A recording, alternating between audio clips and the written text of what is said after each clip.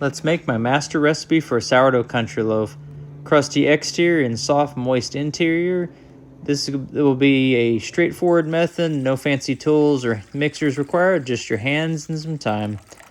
The only thing you're really going to need for this recipe is going to be an active sourdough starter, and a scale will be preferable. You could try to wing it by using volumetric measurements, but measuring by weight's always preferable. You're just going to mix your active and fed starter with your water content and all your flour.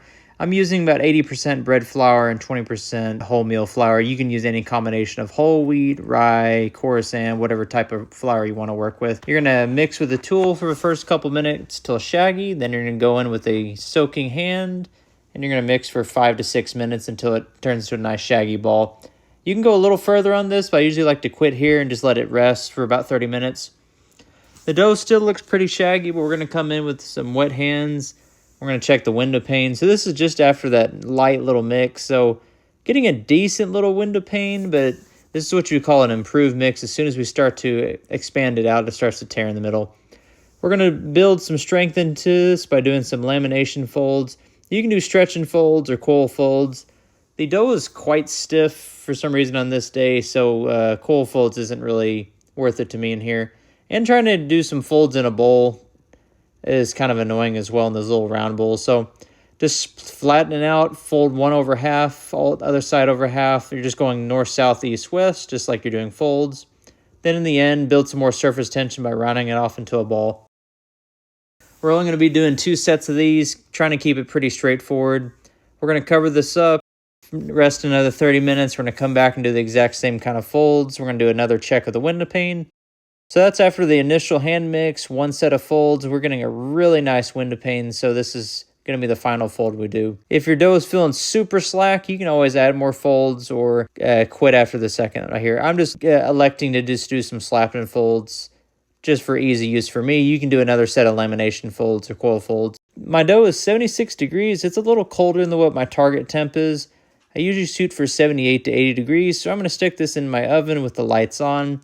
This will keep the inside of the oven around 88, 90 degrees. So after about 5 hours at those temps, accounting for a lower dough temp initially, and then it got to about 80 degrees towards the end. After about 5 hours, it had risen about 75%. Nice and voluminous and gassy, but not too overproofed. We're going to round it off into a nice ball for Preshape.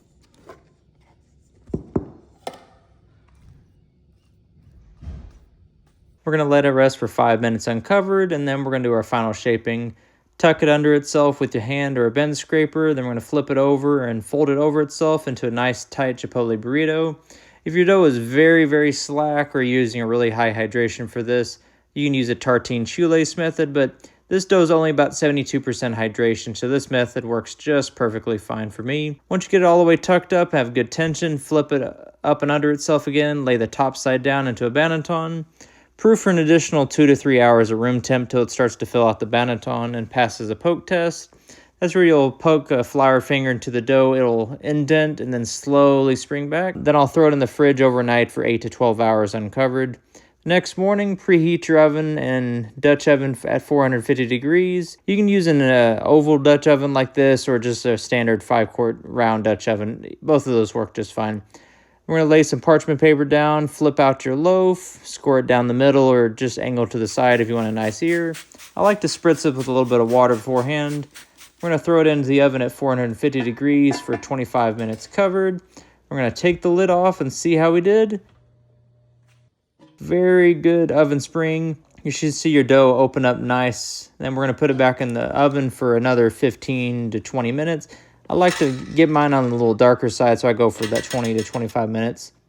We're going to listen to the bottom. It should sound nice and hollow. Means it's baked all the way through. Let's go ahead and cut this up, see how we did.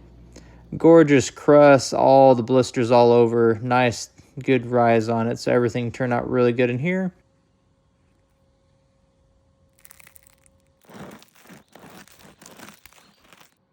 Gorgeous color on that crust, nice open interior, not crazy holy, so perfect for sandwiches. This is another batard I did before, just scoring a little bit more down the middle.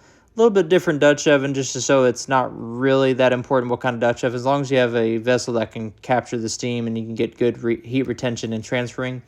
Very nice oven spring and ear.